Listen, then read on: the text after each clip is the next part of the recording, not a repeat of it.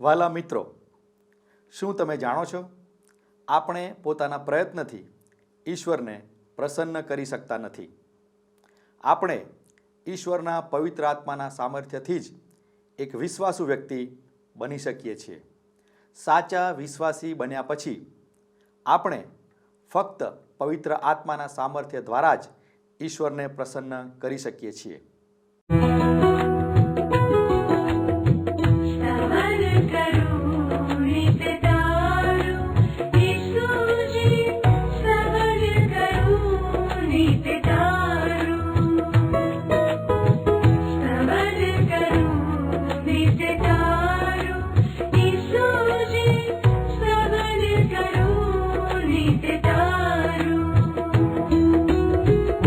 आज सवारे साध सुनी तऊ महिमा करूं प्रभु तारो, महिमा करूं प्रभु तारो, स्तवन करूं नित तारो.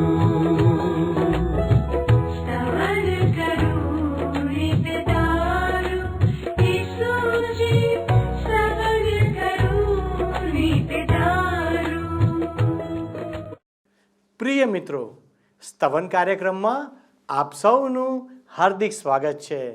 સ્તવન કાર્યક્રમ આપણા જીવનમાં ઈશ્વરનો હેતુ પ્રગટ કરે છે, જેથી આપણે આપણા સર્જનહાર ઈશ્વરના માર્ગ પર આગળ વધી શકીએ.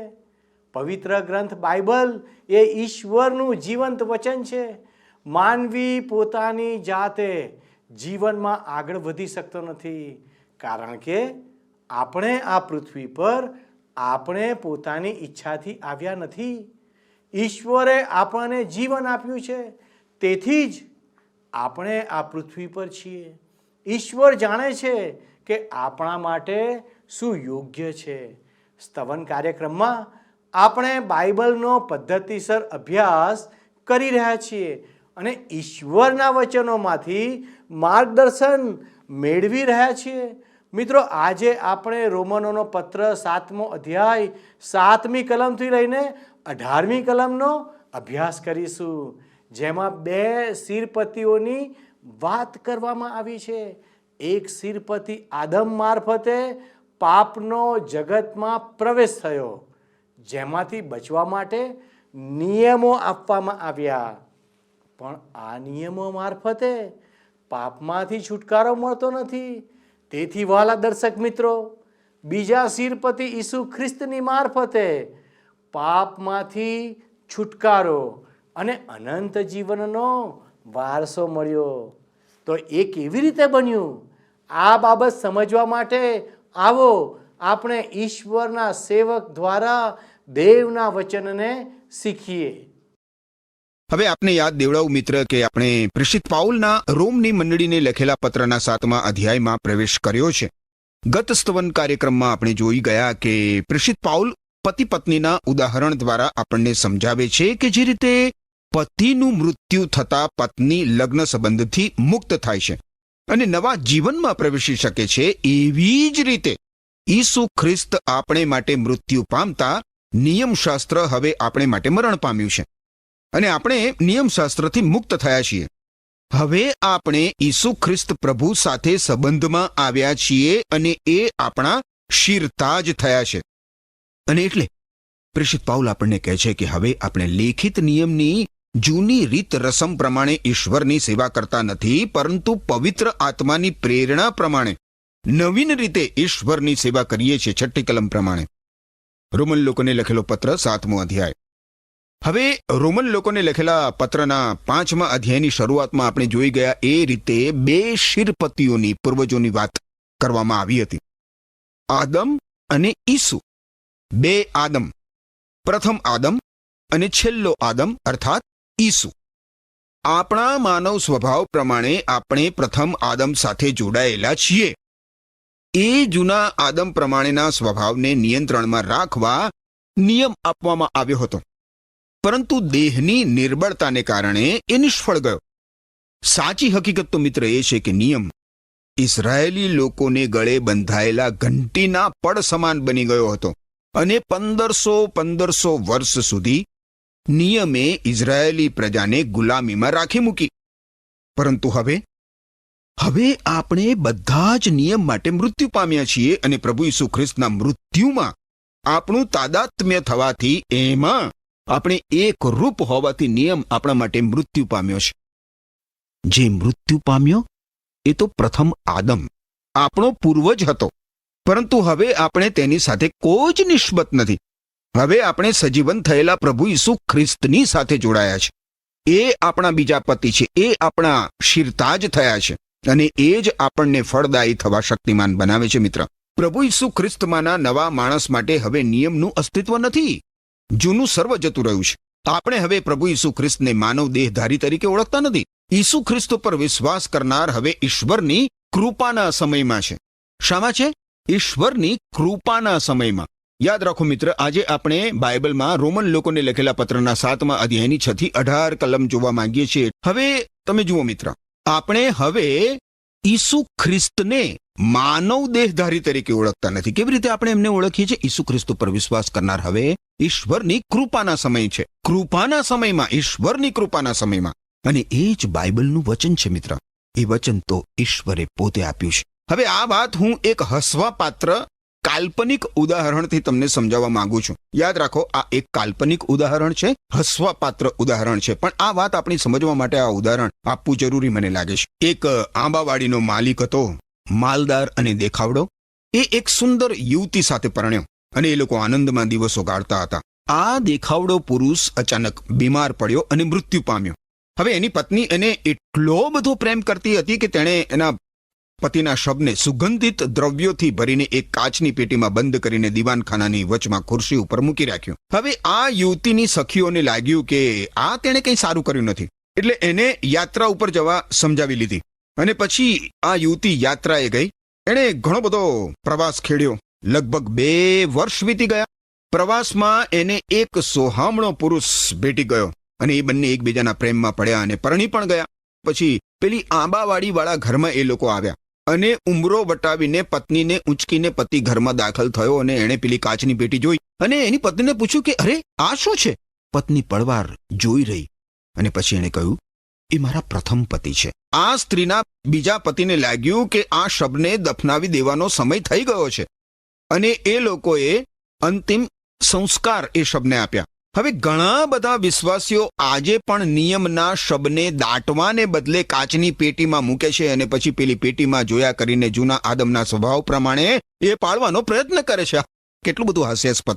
આ કેટલી મોટી મૂર્ખતા છે. 7મા અધ્યાયની 5મી કલમ કહે છે કે જ્યારે આપણે માનવી સ્વભાવ પ્રમાણે જીવતા હતા ત્યારે નિયમ દ્વારા ઉશ્કેરાયેલી પાપી વાસનાઓ આપણામાં કાર્યરત હતી અને આપણે મરણને ઉપયોગી એવા માણસો હતા, મરણને ઉપયોગી સેવા કરતા હતા. શું આપણે એકલ પંડે નિયમનું અક્ષરશઃ પાલન કરી શકીએ છીએ મિત્ર? નિયમ તો દેહ પર પહેરવાના આપેલું પહેરણ હતું, પરંતુ દેહને એ ફાવ્યું નહીં અને એણે એની સામે બંધ ઉઠાવ્યું અને નિયમનું ઉલ્લંઘન કર્યું અને દેહને મરણ દંડ મળી ગયો. હું જન્મ્યો મિત્ર અને સૌ પ્રથમ મેં મારી માતાનું મુખ જોયું. જ્યાં મારી માતા જાય ત્યાં હું એમની સાથે જ રહેતો હતો અને હું મારી માતાને જ જોયા કરતો હતો. પરિણામે હું એમની સાથે સ્નેહની સાંકળથી બંધાઈ ગયો. ધીરે ધીરે સમજ આવતા માતાના બધા જ ઘરકામમાં પણ હું સહાય કરતો હતો. માતૃ પ્રેમને કારણે હું આ બધું ઘરકામ શીખ્યો હતો. જ્યારે આપણે પ્રભુ ઈસુ ખ્રિસ્તમાં નવેસરથી જોડાઈએ છીએ ને મિત્ર, ત્યારે નિયમનું બંધન જતું રહે છે. હવે આપણે મુક્ત મને હળવાશથી આનંદપૂર્વક પોતાના ઉદ્ધારનાર પ્રભુ ઈસુ ખ્રિસ્ત પરના પોતાના પ્રેમને કારણે પ્રથમથી પણ વધુ મોટા કામ કરવા શક્તિમાન બનીએ છીએ. જૂનો સ્વભાવ જ્યારે ઉછાળો મારે ત્યારે જેમ મારી માતાનું મુખ મારી સામે રહેતું હતું ને મિત્ર, એ જ પ્રમાણે હવે મારા પ્રભુ ઈસુ ખ્રિસ્તનું મુખ મારી સામે રહેવાથી હું મહદ અંશે એના ઉપર વિજય મેળવી શકું છું. પ્રભુ ઈસુ ખ્રિસ્ત સજીવન થયા પછી પોતાના શિષ્ય પિતરને સીધો જ સવાલ કરે છે કે પિતર, શું તું મને પ્રેમ કરે છે? નાશ પામનારા લોકોને પ્રેમાળ ઈશ્વર પિતા આજે સવાલ કરે છે કે મારા પુત્ર પ્રભુ ઈસુ ખ્રિસ્તનું તમે શું કરશો? ઈસુ ખ્રિસ્તનો તમે સ્વીકાર કરશો કે નકાર કરશો? અને વિશ્વાસીઓને પ્રભુ ઈસુ ખ્રિસ્ત પૂછે છે કે શું તું મને પ્રેમ કરે છે? આપણે કોઈ ગેરસમજ ના કરીએ. નિયમમાં કશું ખોટું નથી મિત્ર, કશું જ ખોટું નથી નિયમમાં. પ્રેષિત પાઉલ 7મી અને 8મી કલમોમાં આ સમજાવે છે. શું નિયમશાસ્ત્ર જાતે જ પાપી છે? ના, એવું નથી. પણ પાપ શું છે એનું ભાન મને નિયમથી થયું. જો નિયમે એમ ના કહ્યું હોત કે લોભ ન રાખ, તો લોભ રાખવો એટલે શું એ મેં જાણ્યું ન હોત. નિયમ દ્વારા પાપને મારી અંદર સઘળા પ્રકારનો લોભ ઉત્પન્ન કરવાની તક મળી. યાદ રાખો મિત્ર, નિયમ વગર પાપ મરેલું છે. આપણને યાદ આવશે કે પાઉલ 6ઠા અધ્યાયમાં પોતાના તર્કનો આરંભ કરતા તો આપણે શું કહીશું? શું આપણે પાપ કરવાનું ચાલુ રાખવું જોઈએ? એવો પ્રશ્ન કરે છે. અહીં 7મી કલમમાં પ્રેષિત પાઉલ પૂછે છે, તો આપણે શું કહીશું? નિયમશાસ્ત્ર પાપી છે? જાણે પ્રારંભમાં પ્રેષિત પાઉલ એમ કહેતો જણાય છે કે પાપ અને નિયમશાસ્ત્ર એક જ સમાંતર રેખા ઉપર છે. જો નિયમમાંથી મુક્તિ એ જ પાપમાંથી મુક્તિ હોય તો એ બંને એક નથી શું? એ વિચાર જ કેવી રીતે ઉદ્ભવે? પ્રેષિત પાઉલ આપણને આ વચનોમાં એ બતાવવા માંગે છે કે નિયમ તો સારો છે જ, પરંતુ મારા પોતાનામાં જ કશું ખોટું છે. મારા મનમાં, મારા માનવી સ્વભાવમાં પડેલી બંડખોર વૃત્તિ જ મૂળે ખોટી છે. બાકીના આખા જ અધ્યાયમાં તમે જુઓ મિત્ર, તો પ્રેષિત પાઉલ સવિશેષ વ્યક્તિગત બની જાય છે અને તે હું, મારું, મારી એવી અભિવ્યક્તિઓ જ વાપરે છે.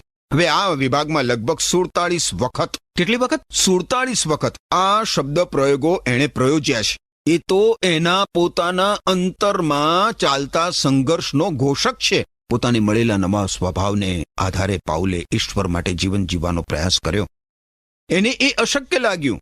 નિયમે પાઉલને પોતાના પાપી સ્વભાવની અતિશયતા પ્રગટ કરી. નિયમ પાઉલના હૃદયનો એક્સરે હતો, એક્સરે. મિત્ર, તમારા જીવનમાં તમે એને સર્વોપરી બનાવશો ને તો તમારી પણ એ જ હાલત થશે.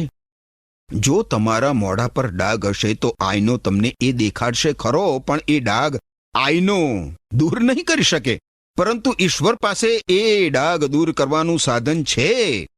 કવિએ રચના કરતા લખ્યું છે કે રક્તથી વહેતો છે ઝરો, ઈસુની કૂખથી જે નીકળ્યો, એ જરામાં જ્યારે પાપી કરે સ્નાન, ત્યારે ત્યાં ધોવાય છે બધા જ ડાઘ. એકવાર એક મ્યુઝિયમમાં એક અરીસો મૂકવામાં આવ્યો હતો મિત્ર.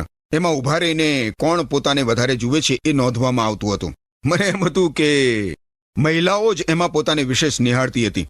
મારું અનુમાન સ્ત્રી પુરુષો બધા જ એમાં પોતાને નિહાળતા હતા, પરંતુ એક બીજો અરીસો હતો, એ ઈશ્વરનું વચન છે. એમાં આપણે કોઈ પોતાને નિહાળવા તત્પર નથી. આનું કારણ શું? આનું કારણ એ કે આપણને ભયંકર પાપી તરીકે ઈશ્વરના પવિત્ર વચનો બતાવે છે કે આપણે ભયંકર પાપી છીએ. ઈશ્વરના પવિત્ર વચનો રૂપી આયનામાં આપણે આપણી જાતને જોઈએ ને તો એ જ ચિત્ર આપણને દેખાય છે.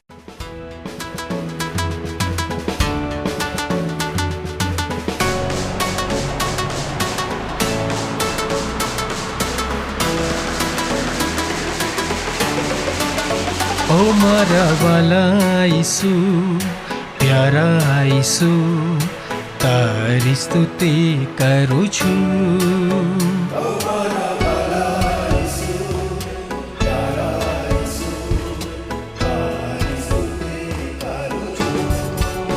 ઓ મારા વાલા ઈસુ, પ્યારા ઈસુ, તારી સ્તુતિ કરું છું. ઓ મારા વાલા ઈસુ, પ્યારા ઈસુ, તારી સ્તુતિ કરું છું. ઉપકારો તારા અનેક ઘણા, ઉપકારો તારા અનેક ઘણા, માનું હું તારો આભાર, માનું હું તારો આભાર. ઓ મારા વાલા ઈસુ, પ્યારા ઈસુ, તારી સ્તુતિ કરું છું. ઓ મારા વાલા ઈસુ, પ્યારા ઈસુ, તારી સ્તુતિ કરું છું.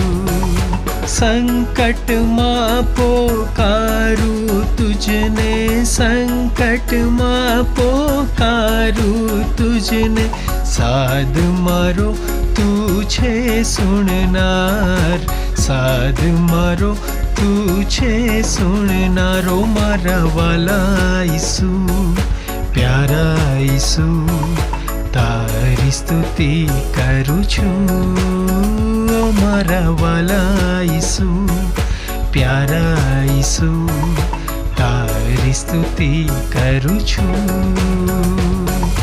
તારણનો માર્ગ છે તું, તારણનો માર્ગ છે તું, અનંત કાળનું જીવન તું, અનંત કાળનું જીવન તું, ઓ મારા વાલા ઈસુ, પ્યારા ઈસુ, તારી સ્તુતિ કરું છું મારા વાલા ઈસુ, પ્યારા ઈસુ, તારી સ્તુતિ કરું છું, તારી સ્તુતિ કરું છું, તારી સ્તુતિ કરું છું. હવે 9મી કલમ જુઓ, શું લખ્યું છે? કેવી દ્વિધા છે અહીંયા. એક વખત હું નિયમ વગર જીવતો હતો, પણ આજ્ઞા આવી કે તરત જ પાપ મારામાં જીવંત બન્યું અને હું મરી ગયો. આ કલમ 10મી એ પ્રમાણે કહે છે કે જે આજ્ઞા મારામાં જીવન લાવવા માટે હતી એના બદલે તે મારામાં મરણ લાવી. આજ્ઞા વડે ચાલનારાઓનું દુઃખ જરા જુઓ મિત્ર. જો કે ઈશ્વરે તો કહ્યું કે તું આમ કર અને તું જીવશે, પણ એમ કરવું કઠણ હતું. નિયમથી જીવન અને સામર્થ્ય મળશે એવો વિચાર ખોટો હતો. નિયમથી તો માણસ જાતની નબળાઈ, અસમર્થતા અને પાપ પ્રગટ થયા. ગલાતી લોકોને લખેલા પત્રના 3 અધ્યાયની 21મી કલમ પણ તમે જોતા જજો સાથે સાથે. નિયમથી જીવન નથી આવતું મિત્ર. 11મી કલમમાં પ્રેષિત પાઉલ કહે છે કે પાપે આજ્ઞાની મારફતે મને છેતર્યો અને મને મારી નાખ્યો.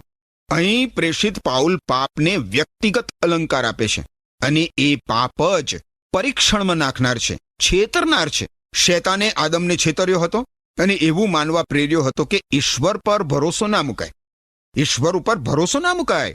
માણસ જાતે ઈશ્વર બની શકે છે, એને ઈશ્વરની કાંઈ જરૂર નથી. શેતાને આવો વિચાર આપ્યો હતો આદમને, અને આજે પણ શેતાન ઘણા બધા લોકોને આ વિચાર આપે છે. પ્રેષિત પાઉલ જણાવે છે કે નિયમ જે જીવન માટે હતો તે પાઉલને મૃત્યુમાં દોરી ગયો. પાપ આખરે મારી નાખે છે મિત્ર, કારણ કે નિયમે પાપનું જ્ઞાન આણ્યું અને માણસ પાસે હવે કોઈ જ બહાનું નથી. 12મી કલમમાં પ્રેષિત પાઉલ કહે છે, જુઓ આગળ જુઓ, નિયમશાસ્ત્ર પવિત્ર છે, આજ્ઞા પવિત્ર છે, સાચી છે અને સારી છે. અને ફરી 13મી કલમમાં એ શું કહે છે? કહે છે કે સારાનો ઉપયોગ કરીને પાપ મારી પાસે મરણ લાવ્યું, જેથી તેનો ખરો સ્વભાવ પ્રગટ થાય. સમસ્યા માનવીની છે મિત્ર, માનવીની છે સમસ્યા. જીવનના સૂત્રમાં એ જ અજાણ સંજ્ઞા છે, અનિશ્ચિત સંખ્યા, જેનો વિશ્વાસ ન થાય. કેવી વિચિત્ર પરાકાષ્ઠા! શું એ સારી વસ્તુની વિકૃતિ છે? નિયમ જીવન આપવા સંપૂર્ણપણે નકામો હતો મિત્ર, અને માણસને બહારની મદદની આવશ્યકતા હતી અને છે, કારણ કે આજ્ઞા મારફતે પાપ વધારે ભયંકર દેખાય છે. 14મી અને 15મી કલમમાં આપણને પ્રેષિત પાઉલની સાક્ષી મળે છે. જુઓ, આપણે જાણીએ છીએ, એ કહે છે અહીંયા કે આપણે જાણીએ છીએ કે નિયમશાસ્ત્ર ઈશ્વરે આપેલું છે, પરંતુ હું પૃથ્વીનો માનવી છું. હું ગુલામ તરીકે પાપને વેચાયેલો છું, ગુલામ તરીકે હું પાપને વેચાયેલો છું. હું જે છું અને હું જે કરું છું એ હું સમજી શકતો નથી. વિશ્વાસીઓ મધ્યે હું જાણું છું. આ સર્વસંમતિ પ્રવર્તે છે મિત્ર. નિયમ પવિત્ર આત્મા વડે અપાયો છે, એ અર્થમાં એ આધ્યાત્મિક છે અને ઈશ્વરનું પવિત્ર વચન છે. અરણ્યમાં, મરુભૂમિમાં, રણભૂમિમાં યહૂદી લોકો પ્રવાસીઓ હતા, ત્યારે ત્યાં એમને મળેલો ખોરાક માનના, પહાડમાંથી નીકળેલું પાણી અને પહાડ બધા જ એ અર્થમાં આત્મિક છે, કારણ કે ઈશ્વરના આત્માએ એ પૂરા પાડ્યા હતા. હું પૃથ્વીનો માનવી છું. એ માટે જે ગ્રીક શબ્દ છે સાર્કિનોસ, એ સાર્કિનોસ શબ્દ કે છે હું દેહમાં છું. એવો અર્થ આપણા હાડ ચામથી મળેલો દેહ નથી, કારણ કે એ તો નિયમને એક આધીન એવું સાધન છે. આપણી કોઈ સાયકલ હોય કે સ્કૂટર હોય, હવે એ સારા અને કુશળ કારીગરના કે ડ્રાઈવરના હાથમાં બહુ જ સરસ સાધન બની રહે, ખરું કે નહીં? પરંતુ શરાબી મનુષ્ય કે અણઘડ ડ્રાઈવરના હાથમાં આપણે આપણું સ્કૂટર કે સાયકલ સોંપી દઈએ તો શું થાય? સત્યનાશને માર્ગે એ લઈ જાય. અહીં પૃથ્વી પરનો સંસારી શબ્દ આપણી વાસનાઓના અર્થમાં વપરાયેલો છે મિત્ર. એટલે જૂનો પાપી સ્વભાવ મનુષ્યનો જે આપણા દેહમાં રહીને આપણા દેહને પાપથી કલુષિત કરે છે. દેહને જાતે ઈશ્વર તરફ વળવાની કોઈ જ સંભાવના, કોઈ જ વૃત્તિ નથી. પાપી સ્વભાવ એના પર રાજ કરે છે અને જેના પરિણામો દેહ અને મનમાં ઊંડે ઊંડે સુધી દેખાય છે. માણસનું મન હૃદય અત્યંત ભૂંડું છે મિત્ર. એ દુષ્ટતા આચરવા માંગે છે, દુષ્ટતા આચરવા માંગે છે અને દેહ એને આધીન થઈ જાય છે. પ્રેષિત પાઉલ પોતાની હાલત દુષ્ટ માલિકને સોંપાયેલા ગુલામ જેવી ગણાવે છે. 15મી કલમમાં તમે જુઓ તો આપણને ઉદ્ધાર પામેલા આત્માનો સંઘર્ષ અહીં જોવા મળે છે. હું સર્વનામનો ઉપયોગ વિરોધી સ્વભાવ દર્શાવવા કરું છું. એ પ્રમાણે તમે જોશો તો આ કલમમાં એનો ઘોષણા કરવામાં આવી છે. હવે પ્રથમ હું જૂનો સ્વભાવ નિર્દેશ કરે છે અને બીજો જે હું છે એ હું જેને ધિક્કારું છું એ નવો સ્વભાવ દર્શાવે છે. એ હું કરતો નથી, જૂનો સ્વભાવ બંધ કરીને કરવા દેતો નથી અને હું ને જે કરવું નથી એ બીજો હું જૂનો સ્વભાવ આગળ પડીને કરાવે છે. શું આપણા જીવનમાં આપણે આવો સંઘર્ષ અનુભવીએ છીએ ખરા મિત્ર? શું તમારા કાર્યો પર તમને સંકોચ થાય છે અથવા તમને પોતાને તમે ધિક્કારો છો ખરા મિત્ર? તમે બૂમ પાડો છો કે ઓહ ઈશ્વર, ફરી હું નિષ્ફળ ગયો. ઓહ પવિત્ર પ્રભુ, તમારા માર્ગોમાં ચાલવામાં હું ફરીથી નિષ્ફળ ગયો. યાદ રાખો મિત્ર, હું ચોક્કસપણે માનું છું કે ઈશ્વરના પ્રત્યેક બાળકના હકમાં આનો સંઘર્ષ ચાલ્યા જ કરે છે. શ્રી પાઉલ અહીં પોતાના અનુભવની વાત કરે છે. એના જીવનમાં દેખીતા 3 વિભાગ આપણને દેખાય છે. મોશેનો નિયમ પાળનાર અભિમાની ફરોશી, જે ઈશ્વરની સમક્ષ પોતાના અર્પણો લઈ જઈને પોતાના મનને મનાવે છે કે આ વસ્તુઓથી ઈશ્વર પ્રસન્ન થશે અને મારા પાપ માફ થઈ જશે. પરંતુ નિયમ તો હંમેશા પ્રેષિત પાઉલને દોષિત ઠરાવતો હતો. પાઉલની જિંદગીનો જે બીજો તબક્કો છે મિત્ર, એ દમસ્કના રસ્તા પર ઈસુ ખ્રિસ્તના દર્શનથી શરૂ થાય છે. આ ગર્વિષ્ઠ યુવાન પાઉલ ધર્મનિષ્ઠ ફરોશી હતો. ઈસુ ખ્રિસ્તને પોતાના તારણહાર તરીકે હવે એ સ્વીકારે છે, ઉદ્ધારક તરીકે હવે એ સ્વીકારે છે. પરંતુ હજુ એના મનમાં રાય ભરેલી છે એના મનમાં હજી. પોતે ઈશ્વર માટે જીવશે એવું એનો નવો સ્વભાવ એને કહે છે. પરંતુ એને તો નિષ્ફળતા મળી એમાં અને એ નિરાશા અને સંઘર્ષના તબક્કામાંથી પછી પસાર થાય છે. કદાચ એ તબક્કો બહુ લાંબો નહીં હોય અને પછી તમે જુઓ વિજયની ઘડી આવે છે એના જીવનમાં. પરંતુ એ વિજય પ્રેષિત પાઉલે મેળવ્યો નહોતો, એ તો પ્રભુ ઈસુ ખ્રિસ્તે એના માટે મેળવેલો વિજય હતો. પ્રેષિત પાઉલ જ્યારે શીખ્યો કે વિજય તો આવે છે ઈસુ ખ્રિસ્તને સોંપાવાથી અને ઈશ્વરના પવિત્ર આત્માને આપણી અંદર કામ કરવા દેવાથી, સ્વપ્રયત્નથી વિજય મળતો નથી. હવે 16 થી 18 કલમો તમે જુઓ તો ત્યાં પ્રેષિત પાઉલ કહે છે કે જ્યારે હું જે કરવા માંગતો નથી તે હું કરું છું, ત્યારે નિયમશાસ્ત્ર સાચું છે એ વાત પુરવાર થાય છે. તેથી આ જે કરનાર છે તે હું નહીં પણ મારામાં વસી ગયેલું પાપ કરે છે. જો કે મારામાં સારું કરવાની તમન્ના તો છે પણ હું તેમ કરી શકતો નથી. એટલે મિત્ર, આ કલમો શું સમજાવે છે?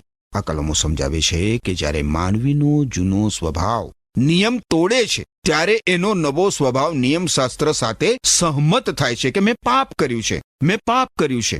નિયમ ભંગ કર્યો એટલા માટે પ્રેષિત પાઉલ નિયમ સાથે લડતો નથી, પરંતુ પ્રત્યેક વિશ્વાસીની જેમ એ કબૂલ કરે છે કે નિયમ સારો છે. પ્રેષિત પાઉલ કબૂલ કરે છે કે તેમનામાં વસી ગયેલું પાપ એટલે કે એનો જૂનો સ્વભાવ એની પાસે ન કરવાના કાર્યો કરાવે છે. પ્રેષિત પાઉલ એના સંઘર્ષમાંથી 2 મહત્વના પાઠ શીખે છે મિત્ર. પહેલો પાઠ તો એ છે કે મારામાં કશું જ સારું નથી. એટલે કે આપણો જે જૂનો સ્વભાવ એ કંઈ જતો રહેતો નથી. અને બીજી બાબત એ શીખે છે કે મારામાં સારું કરવાની તમન્ના છે, પરંતુ હું એમ કરી શકતો નથી. 18મી કલમ પ્રમાણે એ રીતે તમે જુઓ તો પ્રેષિત પાઉલને જ્ઞાન લાદે છે કે જૂના સ્વભાવમાં કંઈ જ સારું વસ્તુ નથી અને એ સંપૂર્ણપણે નાબૂદ થતો પણ નથી. બીજું એ સમજે છે પ્રેષિત પાઉલ કે નવા સ્વભાવમાં સારું કરવાની વૃત્તિ છે પણ જરૂરી બળ નથી. અને એનો અર્થ એટલો જ કે આપણે સર્વસમર્થ ઈશ્વરને સોંપાઈને એમના પવિત્ર આત્મા માટે માંગણી કરવાની છે ઈશ્વર પાસે કે ઈશ્વર આપણને એમનો પવિત્ર આત્મા આપે અને એમના માર્ગોમાં ચલાવવા આપણને સબળ કરે.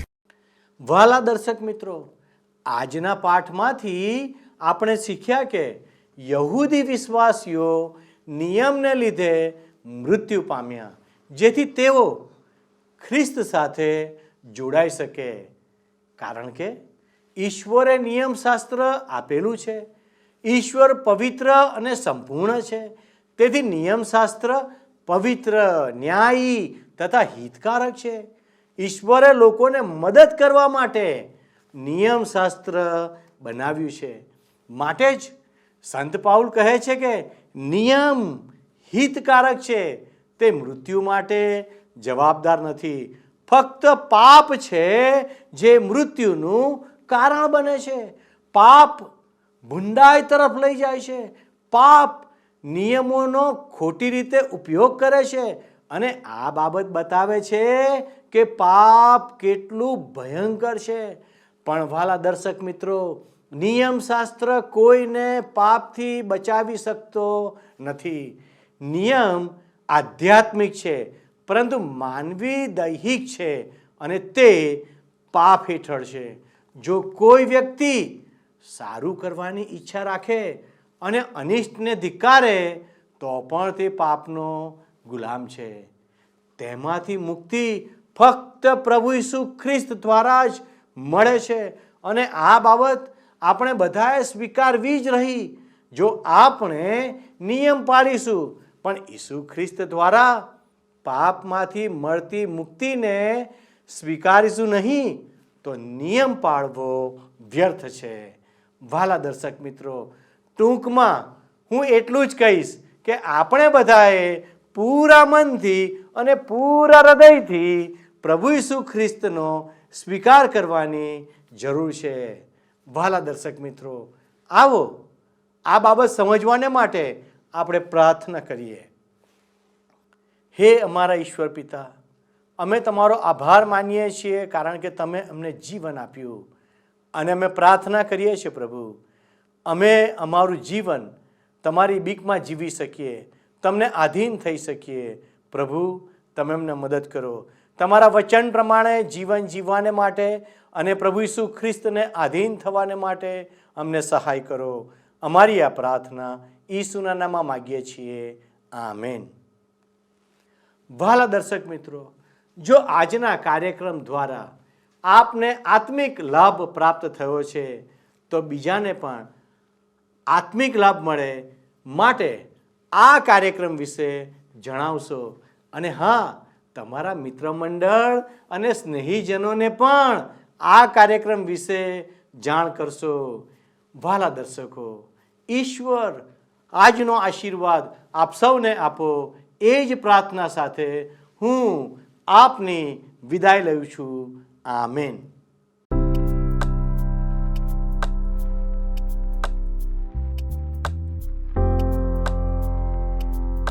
મિત્રો, ગત પ્રશ્નોનો જવાબ છે ગુલામીની.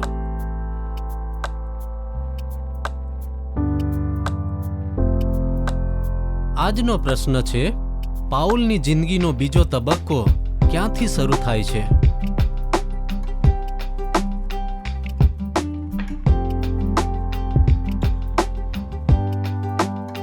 જવાબ આપેલ સ્ક્રીન પર દર્શાવેલ વોટ્સએપ નંબર પર આપવાનો રહેશે. કાર્યક્રમ દરમિયાન પૂછેલા પ્રશ્નોનો સાચો જવાબ આપનાર વિજેતાઓના નામ દર મહિનાના પ્રથમ સોમવારે જાહેર કરવામાં આવશે.